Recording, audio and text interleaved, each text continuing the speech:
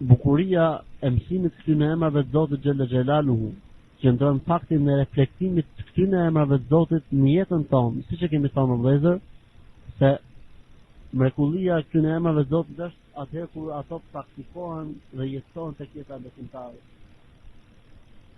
Ka përmend Ibn Rajab al-Hanbaliu në librin e tij Jami' al-Ulum wal-Hikam se është transmetuar pra në transmetimet e hershme se Musa alayhis salam është drejtuar Zotit duke thënë: O Zoti im, ndonjëherë kam nevojë të kërkoj diçka nga dynjaja, por se unë o Zot kam turp prej teje. Qala salni hatta min hajinika wa arfa himarik. Ju drejtu Zoti Musa dhe i tha: o Musa, kërko prej meje qoftë edhe kripën e gjellës tënde, qoftë edhe ushqimin e kafshës tënde.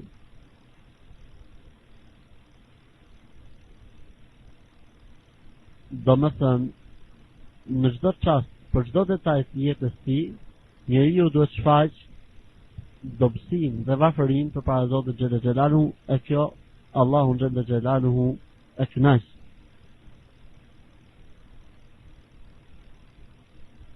Kanë thënë burrat e motshëm, gjëja më e mirë me të cilën njeriu mund të ndërmjetësojë tek Zoti xhalla xhelaluhu janë tre gjëra.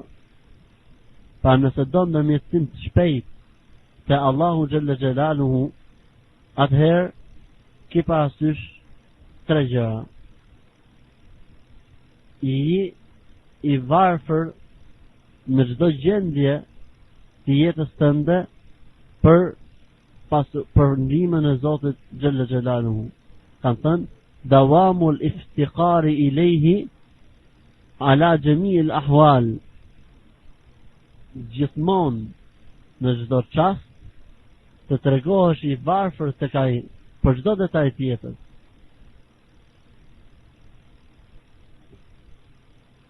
Wa mulazamatu sunnah fi jami' al-af'al. E ti përmbahesh sunetit në çdo vepër që bën. Wa talabu al-quti min al-halal, dhe riskun ta kërkosh prej halalit. Pra nëse ti gjithmonë shfaqesh si i varfër përpara Zotit, nevojtar, nëse ti gjithmonë i kap me sunetin e pejgamberit sallallahu alaihi wasallam, nëse ti kërkon rizkun halal, ti je i sigurt se me shpresën e Zotit xhalla xhelaluhu ke përgjigje, dhe kjo është forma më e mirë që ti mund të ndërmetosh tek Zoti xhalla xhelaluhu.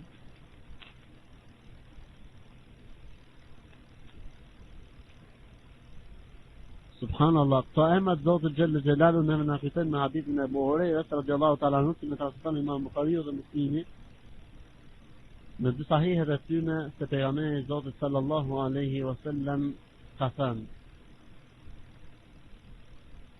Yadullahi al-mar'a la taghyiduha nafaqatu كحاء الليل والنهار أفرأيتم من أنفق منذ خلق السماوات والأرض فإنه لن يغض من ذلك من يمينه. Thot, duart e Allahut janë gjithmonë të mbushura dhe ai gjithmonë shpenzon natën dhe ditën. A nuk është i mirë sa ka dhënë Zoti nga çasti i qiellit dhe tokës?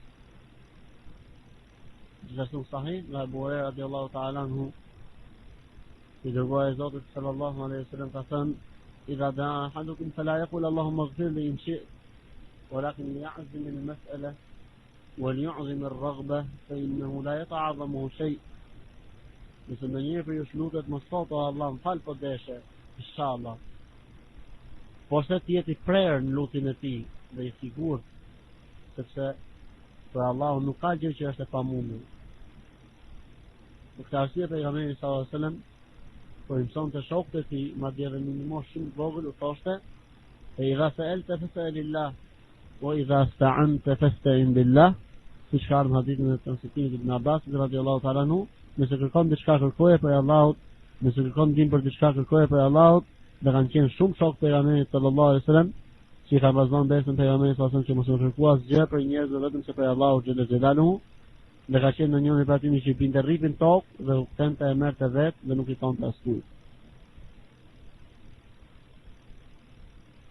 Këto emra të Zotit xhalla xhelaluhu neve na kujtojnë në hadithin që transmeton Imam Buhariu dhe Muslimi se Allahu Gjelle Gjelalu çdo natë në 1/3 e fundit natës thot hal min sa'ilin fa'utiyahu wa hal min mustaghfirin fa'ghfira lahu.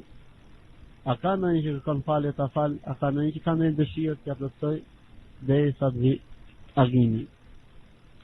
Është shumë e vend që të ndalëm 2 ose 3 ngjarje që kanë bën me burrat e hershëm të këtij umeti në lidhje me mënyrën si ata i kanë përjetuar këta emra të Zotit Xhelle Xhelalu dhe si kanë ndikuar imanin dhe besimin këta emra të Zotit në jetën e tyre. Transmetohet se Wahb ibn Munabbih i ka thënë një burri që futej shumë tek mbretërit, tek sultan. I ka thënë: "Wajhak, mirë për ty. Atati man yughliqu ba'an kababahu." Shkon dhe i sillesh vërdall atij që ti ka mbyll dyert. "Wa yadhharu laka faqruhu." E dihet varfëria e tij. "Yuara anka ghinahu." Dhe pasuria e tij është e fshehur nga ti. "Wa tad'u man yaftahu laka babahu binisf al-layl wa nisf an-nahar wa yadhharu laka ghimahu." Thot dhe lën atë që ti ka hapur dyert mes ditës dhe mes natës, e ti ke qarta argumentet që tregojnë pasurinë e tij, ndërkohë që ai thot ty dhe drejtohet: "Ud'uni astajib lakum."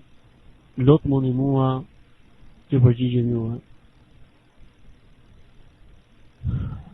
Tausi po këshillonte Atan, i ka thënë: "Iyaka an tatlub hawaijaka ila man aghlaqa dunaka babahu wa ja'ala dunaha hijabahu wa 'alayka biman babuhu maftuhun ila yawm al-qiyamah amaraka an tas'alahu wa wa'adaka an yujibak."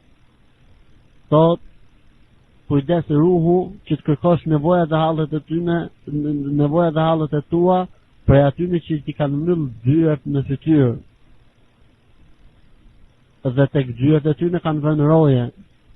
Meru me atë dhe atë cilit mbetet e hapur deri në ditën e gjykimit, meru me atë i cilit ka urdhëruar që të lutesh dhe të kërkosh prej tij, e ai ty të ka premtuar se do të përgjigjet.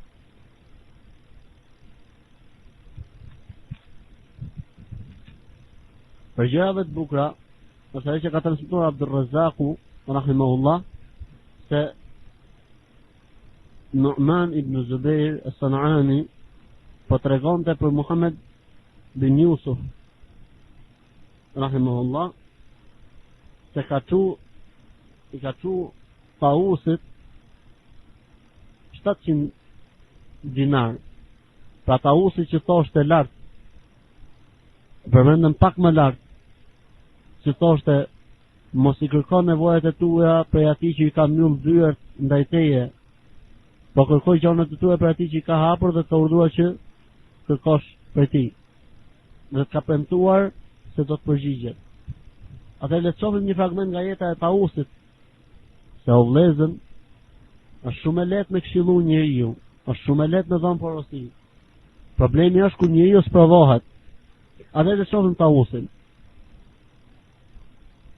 Ka thënë Muhammed ibn Yusuf, i ka thënë shërbëtorit vet, ushtarit: "Merë të qese me dinar dhe çoja Taus ibn Qisanit, dhe nëse ai ta pranon ty këtë qese me dinar, unë ty do të shpërblemi një shpërblim shumë të madh."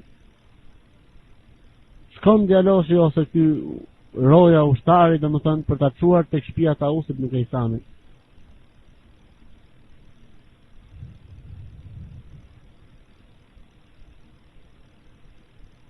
I erdhi zort i foli këtij imamit të madh dhe e gjujti këtë qese me lek, më thënë me dinar, ari, në një ftet të shtëpisë dhe iku.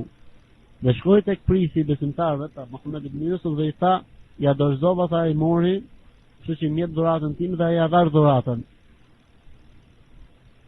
Më vonë Tausi ka qenë për aty në ulemadhe që thoshte hakun dhe drejtën dhe si fiksohej për Allahut dhe si fiksohej në Allah qërtuesit.